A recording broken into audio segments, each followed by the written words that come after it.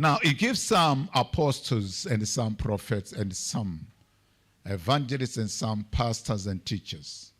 Number 12, let's continue. For the perfecting of the saints, for the work of the ministry, for the edifying of the body of Christ. Let's first of all stop there. God gave fivefold ministry gifts. I know we have learned this scripture many times, but I want something to come home, because if you miss it big time. God gave the fivefold ministry gifts, and they have been mentioned there. Our pastors, prophets, evangelists, past teachers, and all those. For the purpose of perfecting or maturing of the saints.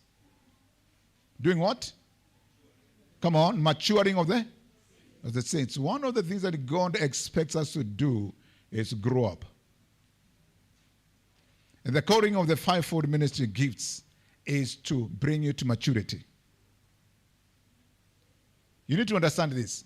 And listen here. God gave these offices for your maturity. For the perfecting of the saint, for the work of the ministry, we grow to maturity. For the edifying of the body of Christ, 13, until we all come in the unity of the faith. So that as we grow, we mature up in our faith. When we come to unity, we believe the same thing. And of the knowledge of the Son of God, unto a perfect or a mature man, unto the measure of the stature of the fullness of Christ. That last statement there, unto the measure of the stature of the fullness of Christ. That's what God wants. God wants us to come to the place of maturity, to the measure of the stature of the fullness of Christ. Church is a place where God wants you to come to fellowship with one another, worship Him, and grow up. If people are not growing up and they are increasing in numbers, it's all not impressing God.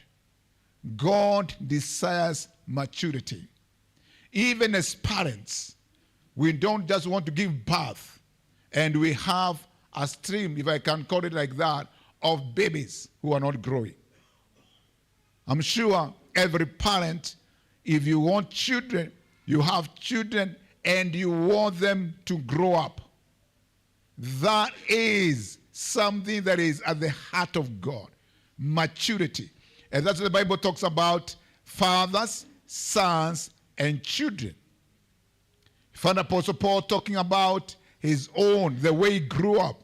When he was a child, he spoke, understood, and thought as a child. But he said, now he does not operate like that. Why? Because he has grown up. Every believer should desire to grow to maturity and not to operate as children. Now, the time for going to church just to receive miracles, signs, and wonders, that season is over. That's why we are finding many people getting lost today. We are finding people who are not scriptural things, that they think that there's some activities that you do a few in a speedy time and you get to know God better. We have the story that's been the news.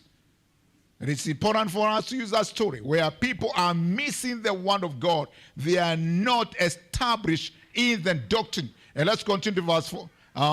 Continue the next verse. The Bible says that we henceforth be no more children. Can you see that? We grow up to a perfect man, to a mature man, that we should no longer be children. And what happens to children? Children are tossed to and fro and carried about with every wind of doctrine. Come on, somebody. Hello? Doctrine where people think it's boring. We don't have to sit down and listen to all these teachings 1 hour after another, listening to a dry sermon. We want something exciting. We want something that is promising us heaven right now. We want something that is magic. We want it now. We lack the patience and understanding of sitting down so that we are instructed in the ways of God, that we should no longer be children tossed to and from by every wind of doctrine and by the sleight of man and cunning craftiness, whereby they lie in the way to deceive. Let me tell you something. Even if the government would put all the regulations and laws in place, people who are not maturing will still be deceived. It doesn't matter how many laws. We have laws in our country. We have a new constitution. Wickedness is still there.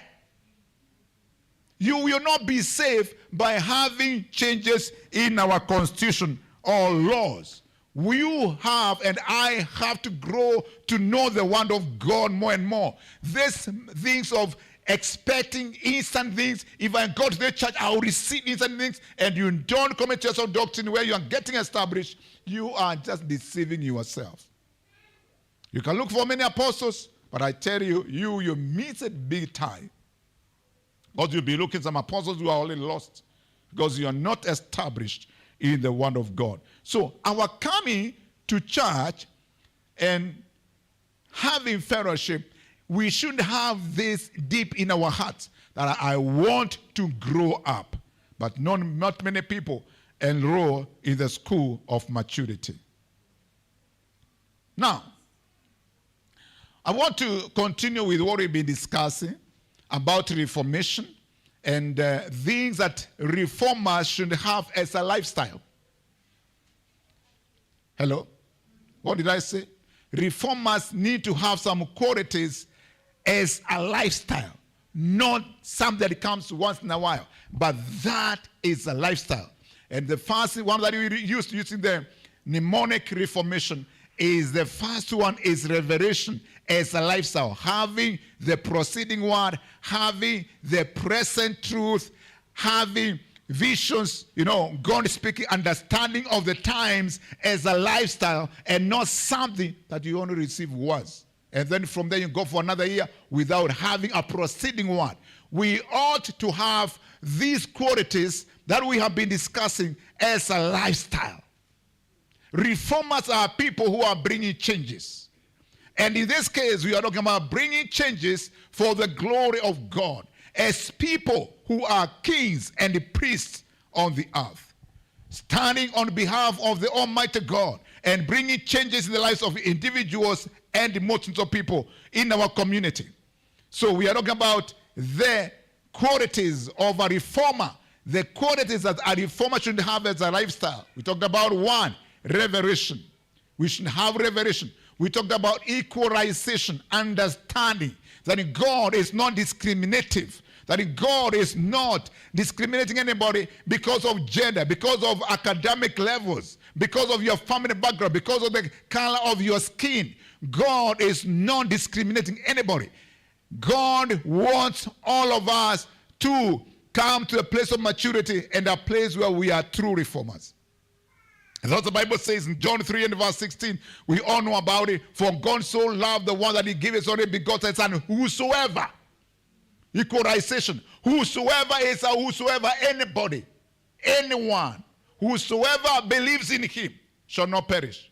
No matter where they are coming from, whether they used to be murderers, fornicators, prostitutes, whatever they were, the Bible says, whosoever believes in him, no matter the age, no matter the color of their skin, all of us should not perish but have eternal life. Meaning that God is not partial.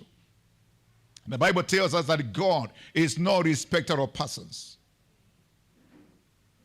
So we talked about equalization. We talked about the finishing and the finishing well.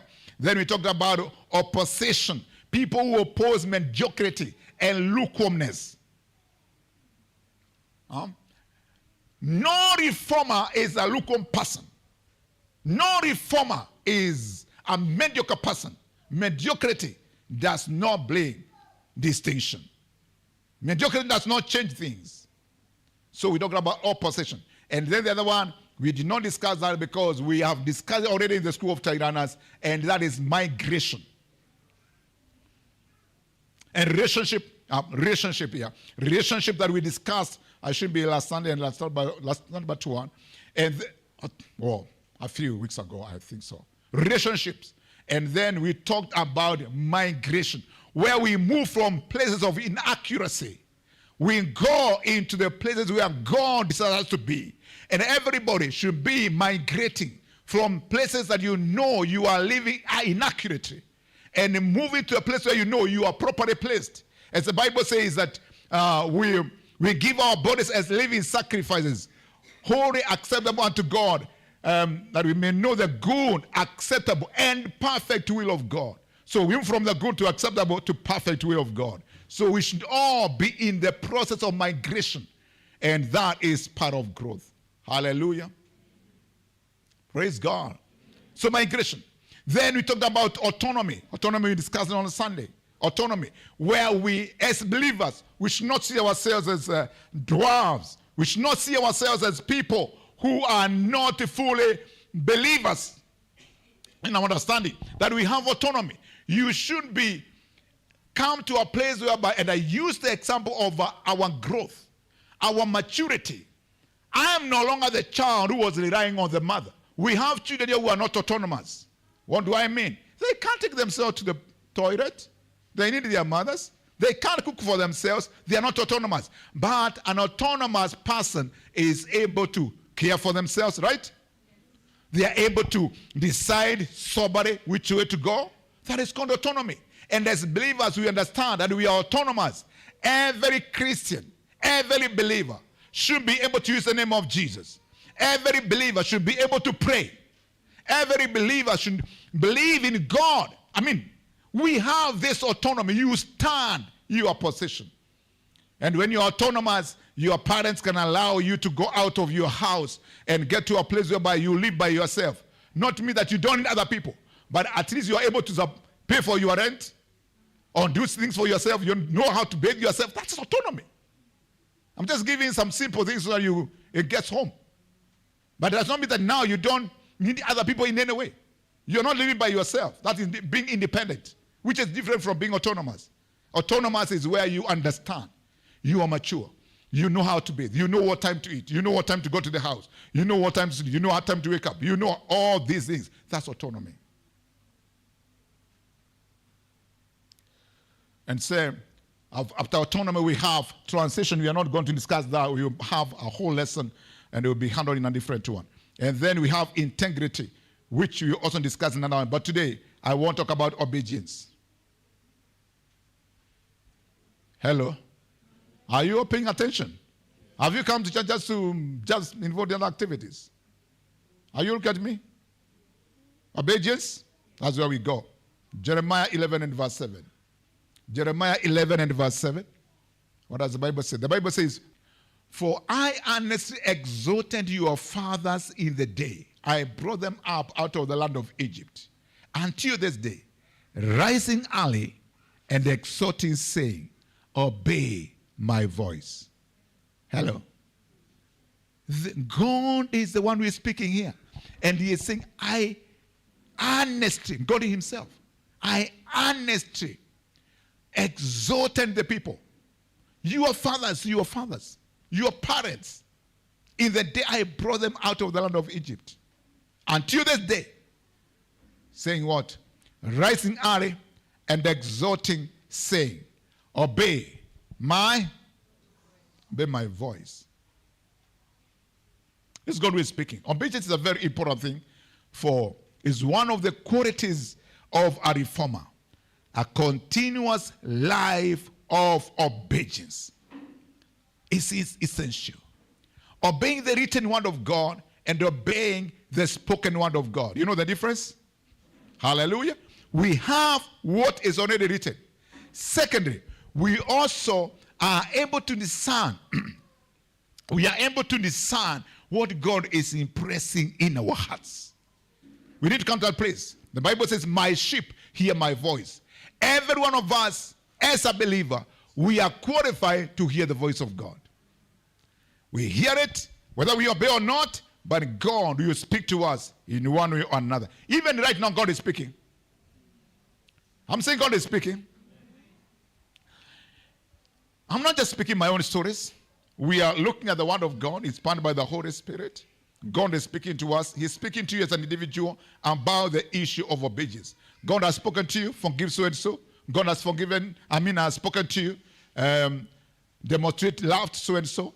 God has spoken to you, give this and that. God has spoken to you. Are you doing it? You need to check yourself. Matthew 7 and verse 24. Matthew 7:24 says, therefore, whoever hears these things of mine and does them, I will liken him to a wise man who built his house on the rock.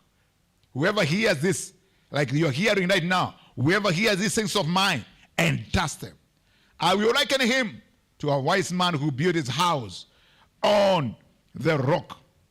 You know, this is crucial because once again, Jesus now is speaking here. And he's talking about not just hearing, because we can hear the word of God but not do it. But God wants us to do his word. Moses was commanded to build according to divine pattern. And then God is commanding us, even our very lives should be. Our lives should be built up. The way you are building your life, it should be in accordance with divine pattern. Exodus 25 and verse 9. God was speaking to Moses concerning the tabernacle, the building of the tabernacle. Says, according to all that I show you, that is the pattern of the tabernacle and the pattern of all its furnishings, just so you shall make it. Exodus 26 and verse 30. So Moses is instructed there on how to build the tabernacle according to the pattern that was shown him at the mountain. Verse 26 and verse, chapter 26 and verse 30, the Bible says, you shall rise up the tabernacle according to its pattern, which you are shown on the mountain. So important. Numbers 8 and verse 4. Numbers 8 and verse 4. The Bible tells us, now this workmanship of the lampstand was hammered gold from its shaft to its flowers. It was hammered work according to the pattern which the Lord had shown Moses. So he made the lampstand. Hallelujah. So Moses, he is called the meekest man, and he is a man who obeyed God. Meekness, your meekness can be measured to the level or by the level to which you obey God. Those are the meek people. Meek people are not people who are just quiet and outwardly they look well. Hallelujah. They look smart. They look like they are obedient. They look humble. But meekness goes with obedience. When Moses finished the work according to a divine pattern, the glory filled the tabernacle. And you know what? As we obey, that's how the glory of God will keep rising over our lives. Otherwise, you'll be Ichabod. And there are many people who are born again, but Ichabod. There is no glory. The glory has parted. And as we obey God, we find the glory coming upon us, just like it happened in the building of the tabernacle. Now, look at Exodus 40, 33 and 34. 33 and 34. Exodus 40. Obedience is what we are talking about. The Bible says, and he raised up the coat all around the tabernacle and the altar and hung up the screen of the court gate. So Moses finished the work. 34. Then the cloud covered the tabernacle of meeting, and the glory of the Lord filled the tabernacle. So Moses finished the work, and the glory filled. It says, in our walk with God, where the glory of God moves from one level to another. I think it should be 2 Corinthians. But we all, with unveiled face, beholding as in a mirror the glory of the Lord, are being transformed in the same image from glory to glory, just as by the Spirit of the Lord. So God expects us to be moving from one level of glory to another. Hallelujah. Obedience is better than sacrifice. Many times we want to do something that it looks sacrificial to us, but we are not obeying. And Samuel was reprimanding King Saul. And in 1 Samuel 15 and verse 22. 1 Samuel 15 and verse 22, the Bible says, so Samuel said, has the Lord as great delight in burnt offerings and sacrifices? Remember, Saul took over and started sacrificing. Hello? But God, through Samuel asked, is God delighted in your sacrifice and obedience? Why don't you do what you are told? The Bible continues to say, as in obeying the voice of the Lord, behold, to obey is better than what? Than sacrifice. Now, some people, they would like to fast for a long time, but not to obey the very simple instruction. There are people who want sacrifice because they think that God is moved by the volume of things that they are doing. Yet a very simple thing, they are not doing it. You know, obedience is number one before we talk about sacrifice. Those they go hand in hand. They go together. And to heed than the fat of rams. Obedience is better than what? Sacrifice. So God tells you to do something so small, obey this, and say, I would rather do this one, and not this one.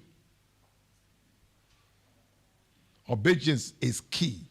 I don't know how we can live with God and we are enjoying this blessing without obeying what he is saying.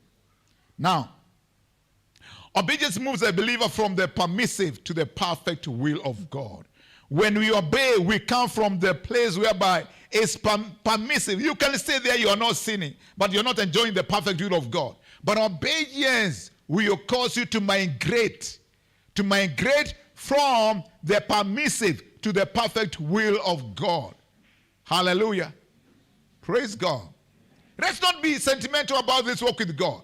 Let's not be emotional about our walk with God. It is something that is well laid down. Our growth is not sentimental. Hallelujah. Our maturity, even in the natural, is not by crying. Hello? You don't cry for you to grow up. There are things that you do naturally. You know that's the way to go about it. And you get there. And the same thing about our spiritual growth. And when we obey that word, we move from the permissive to the perfect will of God. Joshua moved the nation from the wilderness, the permissive will, to the promised land, which is the perfect will. The blessings of God are linked to obedience. There is no way you can separate the obedience of God and the blessings. Deuteronomy 28 and verse 1.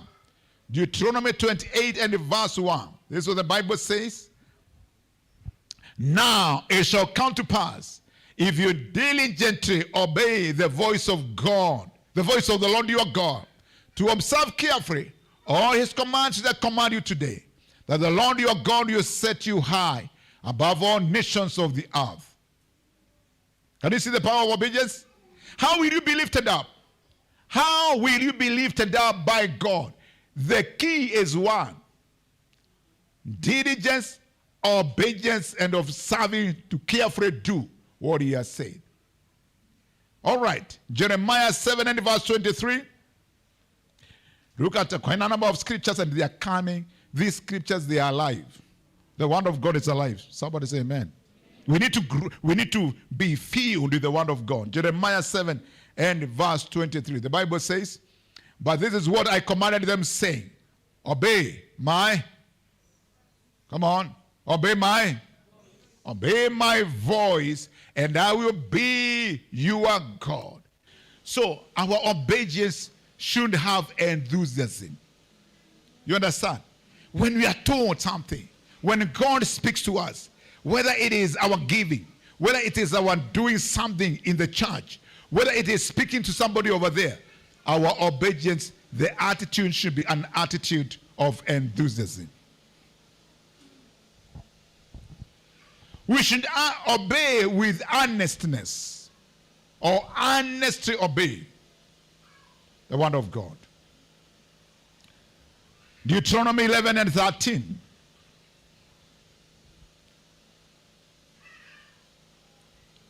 It says, Deuteronomy 11:13, and it shall be that if you earnestly obey my commandments, which I command you today, to love the Lord your God and serve him with all your heart and with all your soul. Now note, it is loving the Lord earnestly, obeying the Lord earnestly.